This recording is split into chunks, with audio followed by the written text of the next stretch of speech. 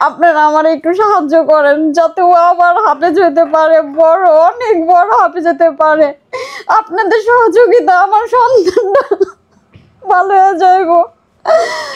আমার দেশের সব ভাই বোনকে বলি, আমার প্রবাসী ভাই বোনদের কাছেও আমি হাত জোর করে সাহায্য চাই। ঢাকা মেডিকেলে একটা ভুল ট্রিটমেন্টের কারণে এই বাচ্চাটার এই অবস্থায়, ফ্যামিলিটার অবস্থা একদম খুবই বাজে। এই যে দেখতে পারতেছেন এগুলো সব হচ্ছে এর মেডিকেলের রিপোর্ট, কাগজপাতি সবকিছু এখানে টু জেড আছে। ঢাকা মেডিকেলে একটা ভুল ট্রিটমেন্টের কারণে বাচ্চাটার লাইফটাই কি অবস্থা হয়ে গেছে দেখেন। আচ্ছা আপু, বিস্তারিত কি হয়েছিল ওর সাথে একটু যদি বলতেন শুরু থেকে, মানে কিভাবে অসুস্থ হইলো, পরে ঢাকা মেডিকেল কেন গেছিলেন? আসসালামু আলাইকুম। ওয়ালাইকুম ও সালাম। মাদ্রাসায় পড়ে। আচ্ছা। ও মাদ্রাসায় হেফজু শাখায় এবছর যাইবো, কিন্তু ও মাদ্রাসা ছুটি হওয়ার পরে আমার বাসায় আসছে। বাসায় এসে ড্রেস চেঞ্জ করছে। ড্রেস চেঞ্জ করে ও খেলতে গেছে, আবার মাঠে খেলতে যেয়ে ও পইরা হাতের এই বাটি, ডান হাতের এই বাটিটা সরে গেছে। মানে ঢাকা মেডিকেল নিয়ে গেছি জরুরি বিভাগে, ওনারা ব্যান্ডেজ করে দিছে। ব্যান্ডেজ করে দেওয়ার পরে বলতেছে যে আপনারা 2 দিন পরে আইসা আবার একটা এক্সরা করার পরে ডাক্তার দেখাইলাম। ডাক্তারে বললো ওর অপারেশন লাগবো, ছোট্ট একটা অপারেশন, 20-30 মিনিটের একটা অপারেশন লাগবো। আমার ভর্তি দিয়ে দিল, আমি ভর্তি হইলাম। ভর্তি 2 দিন পরেই ওর অপারেশনের ডেট দিয়ে দিল ওনারা। আচ্ছা। দিল পরে আমি রাজি হইলাম। রাজি হওয়ার পরে মনে করেন ওর অপারেশন থিয়েটারে নিয়ে গেল ডিসেম্বরের 6 তারিখে। আচ্ছা। নিয়ে যাওয়ার পরে মনে করেন এই ডিসেম্বর না, এটা তো এটা কত সালের ঘটনা? এটা 23 সালের ঘটনা, মানে 2023 সালের ঘটনা। হ্যাঁ 2023 এখন চলো 2025। আচ্ছা হ্যাঁ, তারপরে কি হয়েছে বলেন? নিয়ে যাওয়ার পরে অপারেশন থিয়েটারে নিয়ে গেল। ডাক্তাররা তখন আমারে বললো যে 20 থেকে 30 মিনিটের অপারেশন, ছোট্ট একটা অপারেশন। নিয়ে যাওয়ার পর 2.5 ঘন্টা হয়ে যায়, ওরে বের করে না। আচ্ছা। বের করে না, আমরা বসে রয়েছি অপেক্ষায়। বের করা এমনভাবে বের করছে যাতে একটা পাখি কারেন্টের শর্ট কিভাবে পড়ে গেলে মনে করেন আকড়া যায়, ঠিক সেভাবে বের করছে। বলে যে ও কোমায় চলে গেছিল,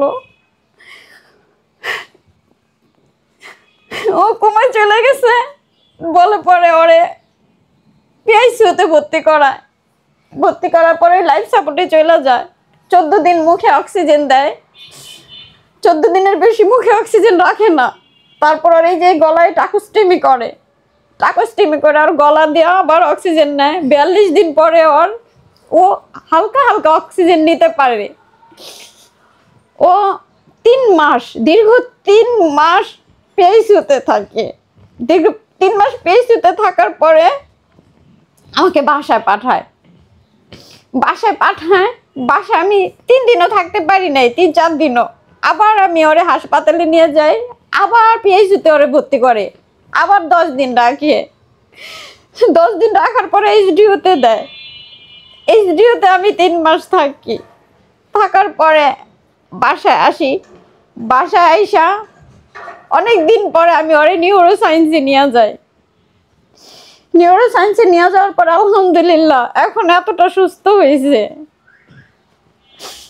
আচ্ছা, একটা কথা বলবেন, ও যে ঢাকা মেডিকেলের ভুল ট্রিটমেন্টের কারণে এরকম হয়েছে, এটা কি তারা জানতো বা তাদের সাথে আপনারা কোনো মানে কথা গেছিলেন যে আপনারা কেন ভুল ট্রিটমেন্ট করলেন? ওনারা বলে যে আমরা মানে গেছিলাম ওইভাবে যাই না, আমরা জিজ্ঞেস করছি। ওনারা বলছে অ্যানাস্থেসিয়া ভুল হয়েছে, কারো শরীরে অ্যানাস্থেসিয়া শুট করে। এটা ওনারা স্বীকার করছে। হ্যাঁ ওনারা স্বীকার করছে ওনারা ভুল হয়েছে। আপনারা কোনো অ্যাকশনে যান না? না, আমরা তখন কোনো অ্যাকশনে যাই নাই, ভয় পাইছি আমরা।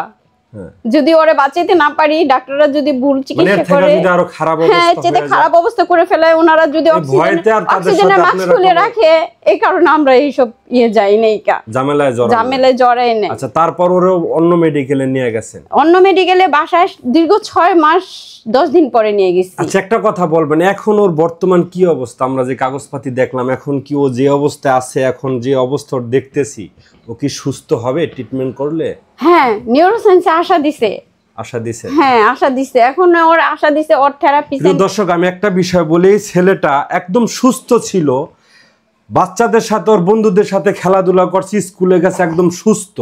একটা সুস্থ বাচ্চা কিভাবে এরকম হয়ে গেল দেখেন। এখন একমাত্র আপনারাই পারেন। দেখেন, দেশ এবং দেশের বাইরে যারা প্রবাসে থাকেন, আপনাদের দ্বারা অনেক মানুষের সাহায্য সহযোগিতা হয়েছে, আপনারা পারবেন। তারপরে কি হয়েছে আপনি একটু বলতেন? তারপরে নিউরোসায়েন্সে নিয়ে গেছি, পরে চিকিৎসা করছে ওনারা। এখন থেরাপি আর এই ওর যে একটা ডেস্টিনি বলছে, ঢাকা মেডিকেল বলছে ওর ডেস্টিনিয়া। আচ্ছা আচ্ছা। তো ডেস্টিনিয়া ওনারা আমার নিউরোসায়েন্স থেকে আমাকে থেরাপি সেন্টারে পাঠাইছে। মানে সব মিলে এখনো যে জায়গা ট্রিটমেন্টটা করতেছো এটা কোন জায়গায়, জায়গার নাম এটা হলো নিউরোসায়েন্স। কোথায় এটা? এটা আগারগা। আগারগা। তো ওনারা বলছে ও সুস্থ হবে, ভালো ট্রিটমেন্ট করতে হবে, ভালো ট্রিটমেন্ট করতে হবে, মানে ব্যয়বহুল খরচ করতে হবে। ব্যয়বহুল খরচটা মানে কত টাকা হইলো সুস্থ হইতে পারবে? কত টাকা আনুমানিক তো ওনারা আমারে বলে নাই, কিন্তু ওনারা বলছে যে ভালো ট্রিটমেন্ট দিবেন। এটা কি ট্রিটমেন্টটা, কি ট্রিটমেন্ট করতে হবে? ট্রিটমেন্টটা হইব লোক আমারে নিউরোসায়েন্সে দিছে থেরাপি সেন্টারে। থেরাপি, একটা থেরাপিতে কত টাকা খরচ হইতে পারে?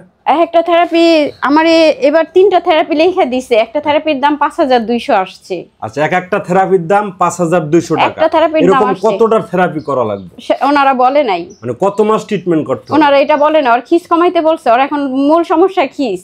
আচ্ছা আচ্ছা আচ্ছা, যাই হোক অনেক ব্যয়বহুল খরচ। আপনারা যদি কেউ সাহায্য সহযোগিতা করতে চায় সেটার মাধ্যম কি?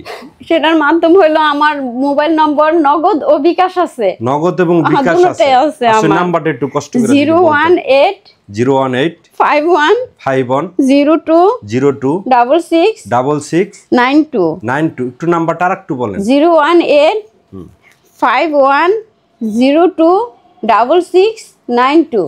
দর্শক, আপনাদের সুবিধার ক্ষেত্রে আমরা স্ক্রিনে নাম্বারটা দিয়ে রাখছি। আপনারা যারা সাহায্য করতে পারবেন অবশ্যই তারা কল দিয়ে শিওরে তারপরে সাহায্য পাঠাবেন।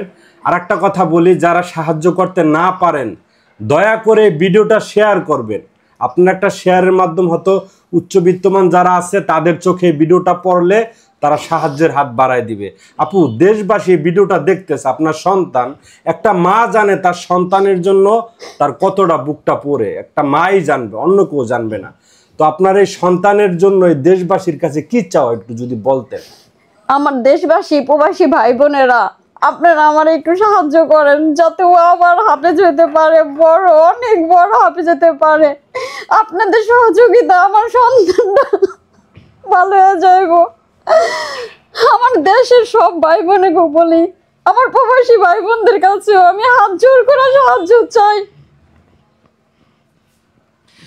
যাই হোক দর্শক, বিষয়টা আপনারা বুঝতেই পারতেছেন। যে যতটুকু পারেন দেখেন, আপনারা কিন্তু এই যে রমজান মাসে দান সদকা করবেন, ফেতরা দিবেন, জাকাত দিবেন, অনেক কিছুই দিবেন, ঠিক আছে?